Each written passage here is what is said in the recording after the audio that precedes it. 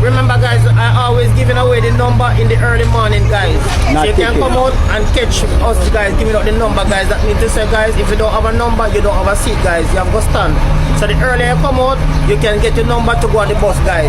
This is JUTC's luxury bus running between Ocherius and Halfway Tree, and passengers are reportedly being asked to pay for a number in order to get a seat. You understand?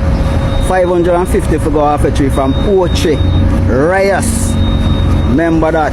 Don't fall for it. This is a scam. In a statement Monday, the company confirmed that the men seen collecting money have no affiliation with the organization. That means they're not employees and are not authorized to collect money. The only payment required is the official bus fare through the authorized payment system that's on the bus. Commuters, you're being urged to stay alert and report suspicious activity to the police. Follow Jamaica News Page and click the link in our bio for more news.